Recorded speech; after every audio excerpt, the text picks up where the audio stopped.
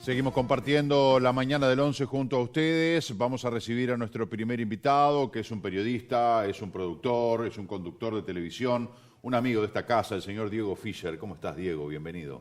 ¿Cómo andás, Marcelo? Un gusto Bien. estar acá en tu programa. Muchísimas gracias. Antes que nada, agradecer porque, como siempre, religiosamente, el señor Diego Fischer, cada vez que lanza un libro, en el lanzamiento del libro, tiene la deferencia de regalarme un ejemplar y además dedicado, ¿no? Por supuesto, no se va a leer lo que dice, pero de todas maneras aquí está la dedicatoria del señor Diego Fischer, en este caso presentando este libro que cuenta otra historia apasionante, de la que de repente poco sabemos y que sin embargo a través de estas páginas nos vamos a poder zambullir en una historia realmente fabulosa. Se llama Doña Cándida Saravia, el remanso de Aparicio. Esta mujer que, como dice en la contratapa de este libro, se transformó en una pieza fundamental en lo que el caudillo nacionalista Aparicio Saravia logró, en esa gesta que estuvo detrás de sus huellas, pero en la que Cándida tuvo tanto que ver, Diego.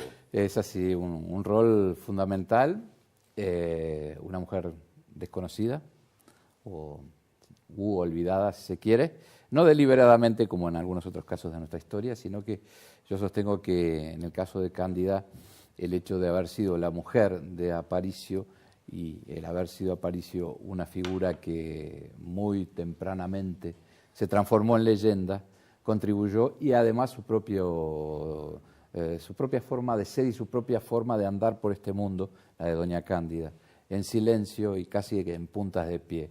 Pero bueno, era la sombra de su marido, cuando su marido, no solo en la etapa de revolucionario y de caudillo, sino antes, cuando recién se pasan a vivir juntos, luego se casan,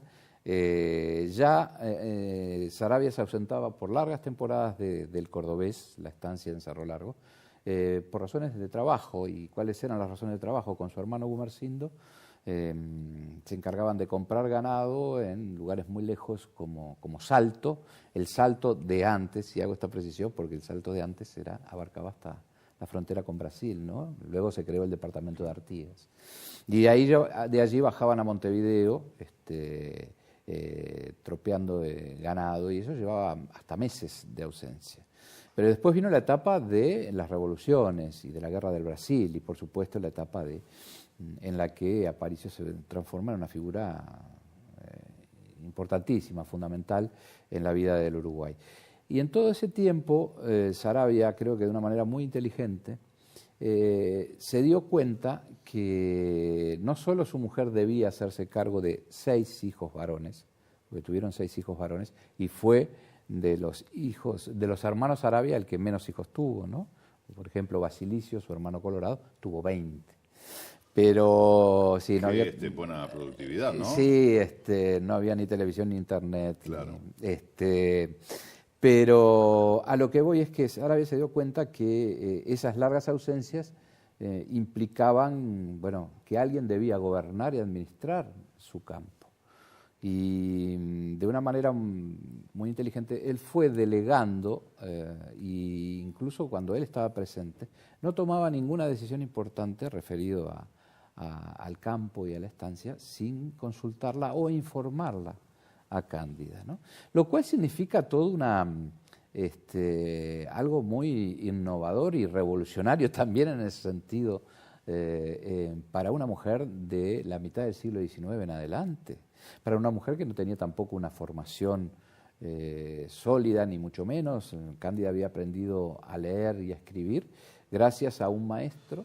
Ella vivía en Pablo Páez, muy cerca de la estancia de los Saravia, de don Chico y de doña Propicia. Era hija de un matrimonio brasileño que se había afincado acá por la misma época que los Saravia.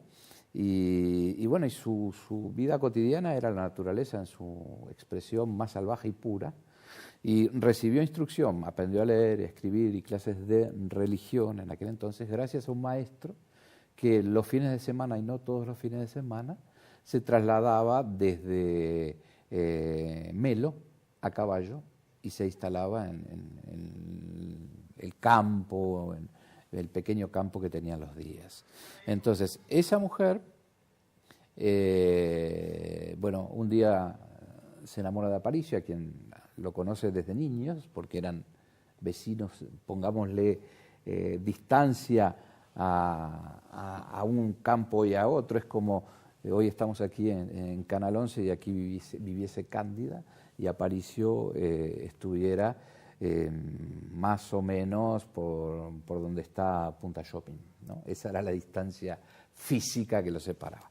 Pero bueno, ellos se empiezan a ver y a mirar con otros ojos a partir de 1877, durante el casamiento de Gumersind, del hermano mayor, ¿no? Ahora, qué mujer realmente valiente, versátil, porque una mujer que era, como lo describiste tú en tu libro, el remanso de Aparicio después de la batalla, una mujer que se encargó de la cría de esos 6 varones, una mujer que se hizo cargo de la estancia del Cordobés, que no le tembló el pulso, que pudo manejar todo. Estamos hablando de 1800 y pico, ¿no? 1877, 78 en adelante. O sea, qué mujer en sí misma, ¿no? Sí. Y que sin embargo la historia no habla tanto de ella.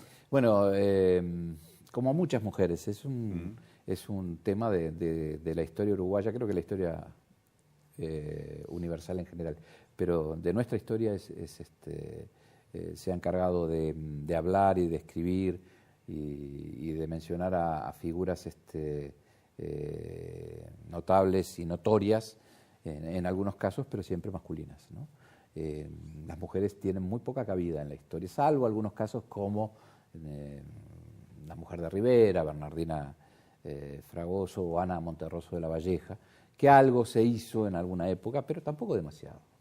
Vos has escrito varios libros y siempre hay un hombre y una mujer que son protagonistas, de pronto visibles o invisibles. Sí. Y siempre contás esas historias de mujeres muy importantes, gravitantes en la vida de esos hombres, pero sin embargo como que se las mantenía al margen públicamente, desde el punto de vista social. Sí, ellas mismas, no en todos los casos, pero era la sociedad y la cultura de la época, ¿no? La mujer vivía en función del hombre, ¿no?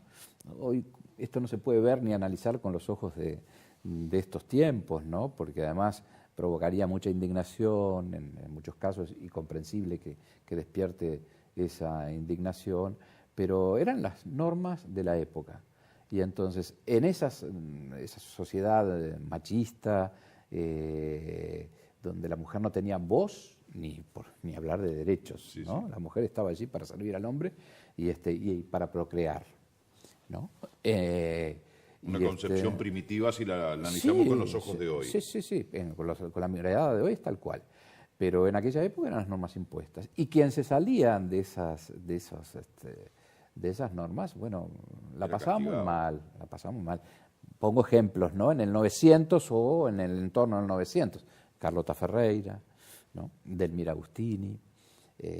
Bueno, son figuras que yo he trabajado sobre ellas y que Elvira Reyes es por ejemplo, quizás es la excepción, ¿no? La mujer o la novia eterna de Julio Herrera, pero allí en ese caso fue lo que políticamente era políticamente correcto, cumplió con todas las normas de su tiempo. Y bueno, y por eso estuvo en noviada 50 años con Julio Herrera, ¿no?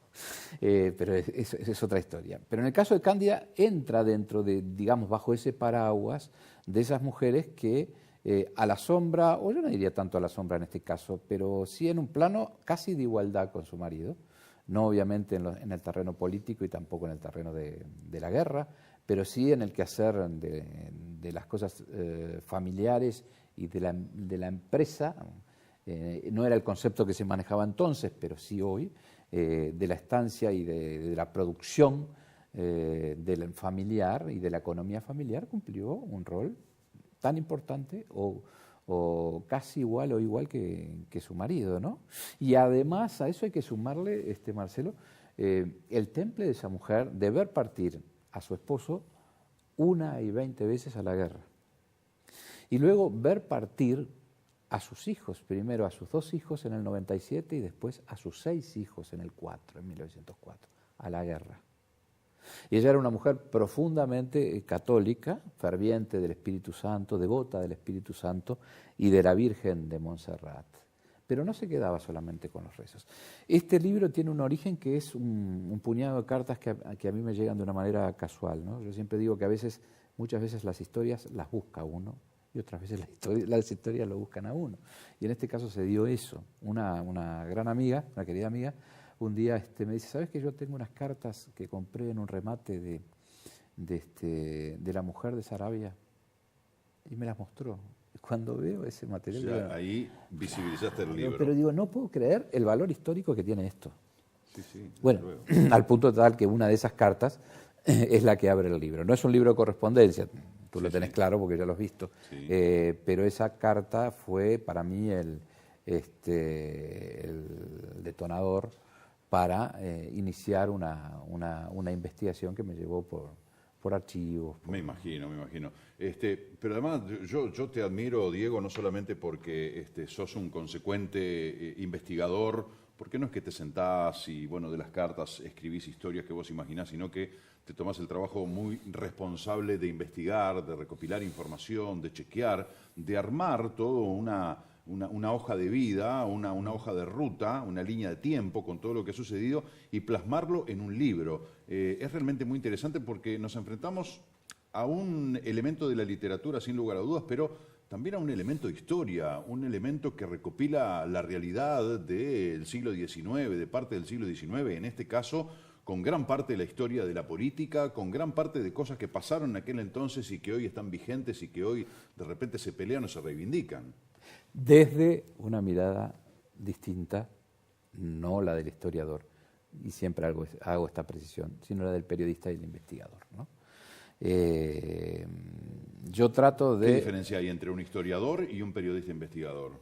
Mirá, no lo sé demasiado porque yo soy periodista y no soy historiador, pero como sé que a algunos historiadores mi trabajo les despierta cierto... ¿Celo?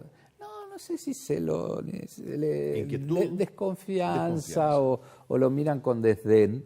Me gustaría saber si alguno de esos historiadores fueron alguna vez a un archivo, como invierto yo muchas horas, y no generalizo, pero alguno de ellos creo que nunca pisó un archivo, ¿no? Pero no importa.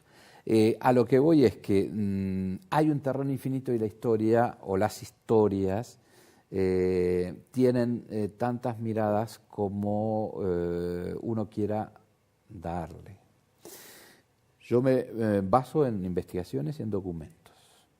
Hay pinceladas de novela, por supuesto que las hay, porque yo siempre recuerdo una entrevista, una conferencia de prensa a la que asistí hace muchísimos años, te diría casi 30 años, llevo 38 en el ejercicio ininterrumpido de esta profesión, la de periodista, 25 como escritor.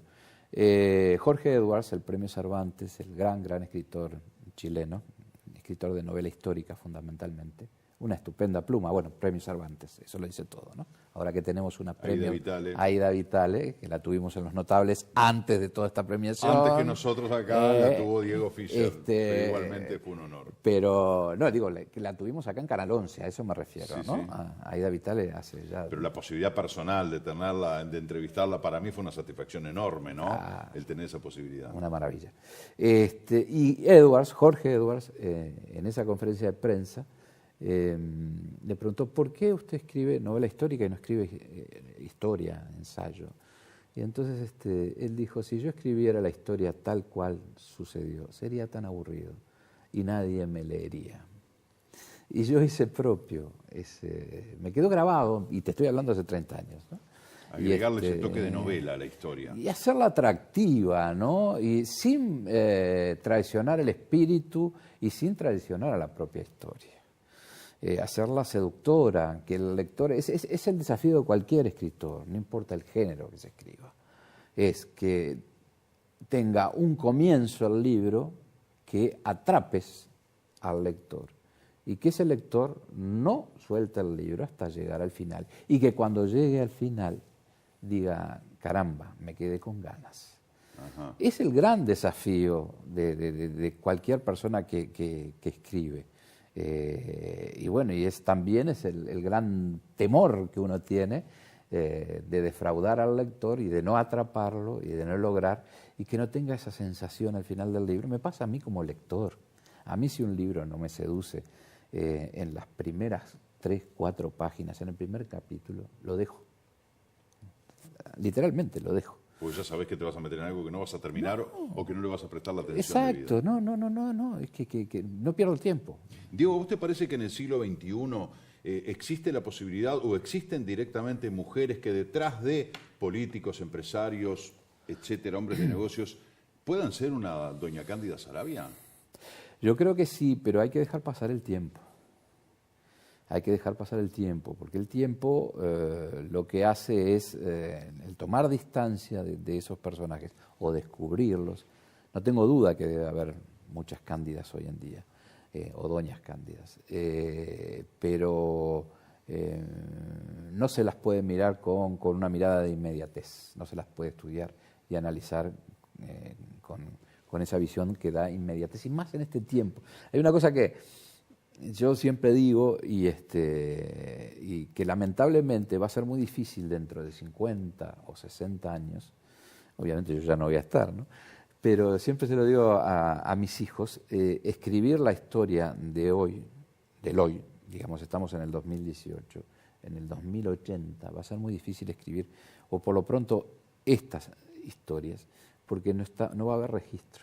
Hoy todo pasa a través de un mail, a través de un WhatsApp, a través de las redes. O sea que no va a haber un archivo al que ir para recopilar información. Porque ¿qué son los documentos impresos? ¿Qué son las cartas, Marcelo? No solo uno entra en la vida personal y más íntima de un personaje, de una persona, sino también esas cartas no solo revelan el estado espiritual, el mensaje que la persona quiere transmitir a quien le está escribiendo, sino también la caligrafía dice tanto como ese contenido.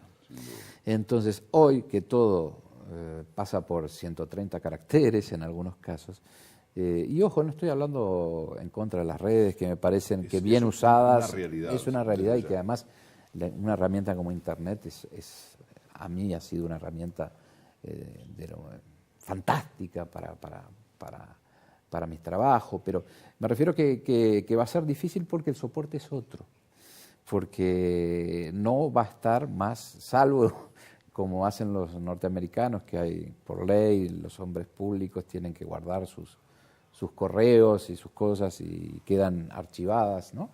Pero va a ser diferente, difícil y diferente, ¿no?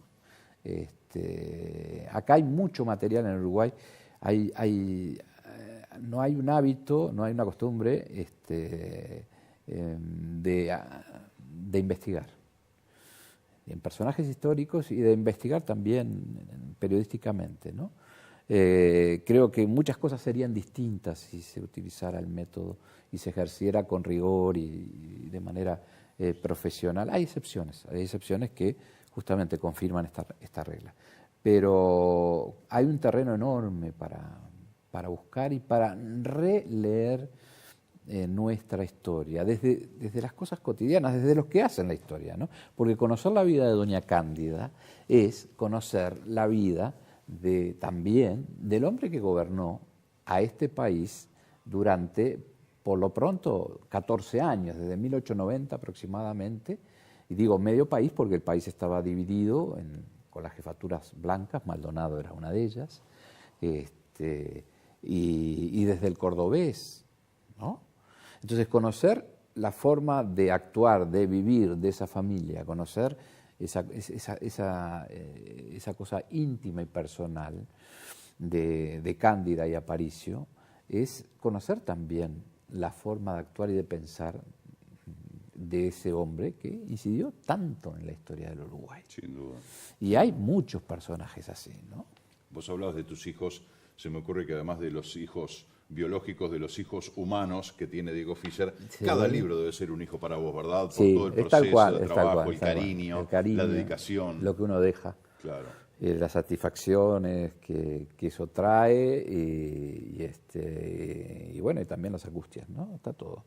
Son hijos, tal cual. Sos más Tengo 18. Yo te iba a decir que dos hijos, 20. Voy por ese camino. Ahí está, voy por ese camino. Bueno. Voy a superar, capaz, Sin dentro duda. de unos años a Basilicio. Pero tengo 2 hijos maravillosos, mi hija de 28 años, Valentina, y Joaquín de 26 años. Y después tengo 16 de estos. De papel. ¿Cuáles te dan más trabajo?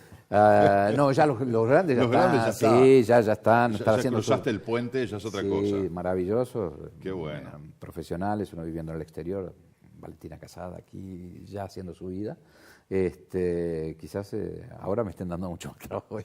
No lo dudo. Diego, un placer recibirte aquí No, siempre. gracias a vos y es una alegría estar en esta casa. Y volvemos pronto con lo notable, ya pasó el chivo. Muy bien. ¿Cuándo arrancamos de vuelta? Y ahora, en estos días, estamos reiterando el ciclo pasado. Sí. Y bueno, el año que viene venimos con todo.